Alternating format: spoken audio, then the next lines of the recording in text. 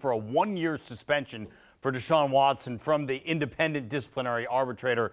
And that's this week, by the way. The lawyer for 24 women who sued Watson is now helping sue the Texans, saying that the team enabled his alleged behavior. That's all news, but not exactly what we're going to talk about right now. Right now, we want to know what the Browns are going to do if Watson isn't available to them in 2022. Go right back to Baker's house and bring him some cupcakes, some muffins, some fruit, a nice fruit basket, and say, Baker, we just need you for one more year, especially if things come to light when it comes to the time that Deshaun will be suspended from the National Football League. Let's say, it's a one-year ban, right? So he will be away from the game for another year. So now when you look at the quarterbacks that's there for the Cleveland Browns, you got Jacoby Brissett, who has started throughout his professional career, and you potentially still have Baker Mayfield. So my question would be to the organization, who do they believe in more? When you talk about trying to be competitive, be relevant, and win ball games, and try to make a playoff push, who gives them the best opportunity to do those said things? Me personally, when healthy, I would say Baker Mayfield.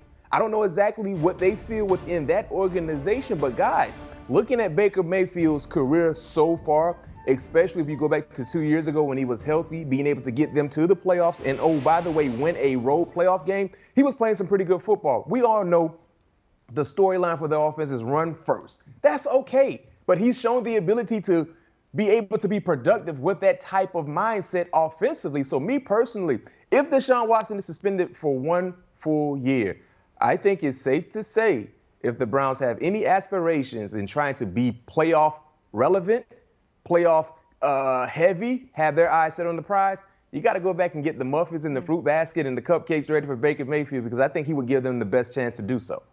Another tested relationship in the NFL is there in San Francisco. This past season, the 49ers offense very much ran through Deebo Samuel. So, B-Mac, with about 2 months until the start of the season, the receiver still has not officially rescinded his request to be traded. Samuels, he was at mandatory minicamp physically, but perhaps maybe not mentally, right? He stayed on the side doing some light conditioning. He played with Shanahan's son on the side. What's your level of confidence that we're going to see number 19 suited up in a 49ers uni this season? I'm extremely confident that Deebo will be playing for the San Francisco 49ers, and here's why. They're not trading him away. They're not trading Deebo Samuel away. If they really wanted to trade him, he would have been traded by now. We saw teams that were okay in moving a star-like player. We saw the Packers, right, move Devontae Adams, made that happen. We saw Tyreek Hill get moved from Kansas City to the Miami Dolphins. The organization, Kansas City, made that happen. If San Francisco really wanted to trade Deebo, he would have been gone already. So with that being said, he will be in their uniform this upcoming season. He will play with them definitely for this year. And I do believe a contract will get done sooner than later. I mean, he is their most valuable player on the offensive end because of his versatility, because of what he means to their team, the physical nature in which he plays with, and just being able to do a lot. They can use him in so many different ways, and he's shown the ability to be able to handle that type of workload. So me personally, especially with a young quarterback in Trey Lance, it's imperative to keep Deebo Samuel in a San Francisco 49ers uniform. It's all about leverage. Who's got it and what are you willing to sacrifice to get more of it? The Cowboys slapped the franchise tag on their tight end, Dalton Schultz. Now they've got until about July 15th to get a long-term deal done. What do you see ultimately happening there? I see Dalton eventually getting a long-term deal. Let's keep it real. Over the last 2 years, especially a year ago, he balled out a career-like year. Now you look at factor in what they have at the receiving standpoint. No more Amari Cooper. CD is the guy, followed by James Washington and Michael Gallup, who's coming off a season-ending injury. You need to have quality tight end production, and I think they understand he is the guy. Now the issue is the number, the average year, the annual year when it comes to his average money-making salary. That's where you got to figure out what happens. He has a franchise tag right now roughly over $10 million, 10.9 to be exact. You look at the most recent tight end deal from David Njoku with the Cleveland Browns, roughly over $13 million. I think that's his window. I'm not quite ready to put him in that neighborhood with the Kelce's of the world, Travis Kelce's of the world. You look at George Kittle, those guys, Mark Andrews. He's not in that neighborhood yet, but I definitely do believe he's in the neighborhood of David Njoku. So if he's willing to take that type of money, I believe the Cowboys would be willing to give him that type of money. All right, Tom, now for our Geico 15-second statement. The floor is all yours, B-Mac. Well, my Geico 15-second statement, a guy who I just had on my podcast, All Things Covered, Darren Waller, talking about the tight end position. My Geico 15 is that the Raiders will pay Darren Waller and give him a nice increase in pay based on where he is right now. And guys, if you don't know, get this. Darren Waller, he ranks 17th out of all tight ends in average salary per year, roughly over $7 million. Talk about being underpaid. Right? He doesn't have enough wins for a guy who's constantly in contention. He's not closing it out enough, and his wins were often these kind of smaller field, no-cut, invitational type deals, or the Olympics, or however you want to see it. But to get a full field cut event, a Travelers Championship, a well-respected tournament, to get that win on your resume, it felt like it was going to be bigger than just a regular win for Xander. So I think he's getting a little bit of a sigh of relief, you know, in the days after. I think he's getting the new money in the bank account. I think it's a pretty good time to be Xander Schauffele. It is for sure a good time to be Xander Schauffele. And now the tour moves on. Schauffele with a win this weekend. The tour moves on. And according to the PGA Tour website, Jason Day and Webb Simpson headline the field at the John Deere Classic this weekend in Illinois. No offense to Webb or to Jason, but there are some, shall we say, more familiar names missing from the field this week. What do you make of the field here at the John Deere?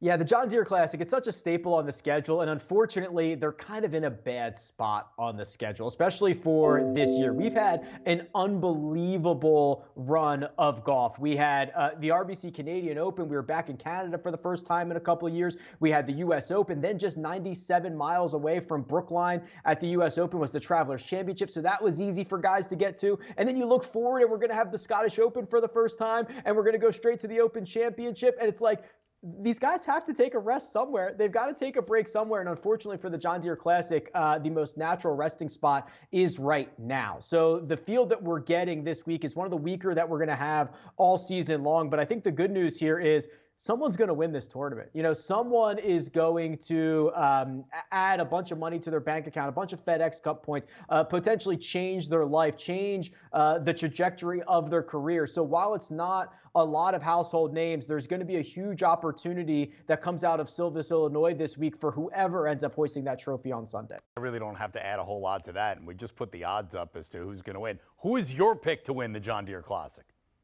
Yeah, so I'll go a little bit further down the board and find myself looking at Cameron Davis. And he is someone who is such a high ceiling golfer. And you only have to look back to last week to realize that. The first two rounds last week at the Travelers Championship, he gained over 8 strokes on the field. Now, unfortunately, on the weekends, he gave back 8.5 strokes. Now, the good news there is it shows that he can tap into his ceiling. And to go out and win any PGA Tour event, you have to hit your ceiling. There's just too many guys who are all so good. So you've got to have a ceiling week. And Cam Davis has shown us that he's been able to flash that here recently. And then you look at this golf course. You know, it's a par 71. It's not overly long. It's not overly penal if you miss the fairway. And for someone with the raw talent and the ability to just kind of overpower some golf courses, this is arguably a pretty decent spot for him on the schedule. So I think all signs point towards Cam Davis certainly being in the mix and hopefully winning this golf tournament. All right, well, you got the John Deere. You mentioned the schedule. We're just a couple weeks away from the 150th Open Championship. It's being played at St. Andrews. Who should we be keeping an eye on as we approach the year's final major? That sounds so good, doesn't it? 150th Open Championship and going back to St. Andrews. It's amazing, especially for this week. I wanted to find somebody who was playing this week, and I look at Webb Simpson, who only 18 months ago was a perennial winner on the PGA Tour. You could pencil him in for 1 or 2 victories every single season, and then he had a long bout with COVID. He had some injuries that kept him out of play for a while. When he returned, he wasn't playing all that well, but we're starting to see signs of vintage Webb again. He's rolling the rock with that flat stick. He's hitting his shots from tee to green much more precisely. So I think the weeks leading into a major championship are important for a lot of guys, but they're particularly important for someone like Webb Simpson, who's trying to play himself back into shape and trying to remind everyone that he can win a major. He can win on this tour. And I think that this week is going to go a long way in looking at his chances when we get to St. Andrews in just a few weeks. All right, 23-year-old Matthew Wolff. He is the latest player to defect from the PGA Tour to the LIV Tour. It's only the second event in the tour's history, but what stands out to you as the LIV Tour heads to Pumpkin Ridge outside of Portland, Oregon this weekend?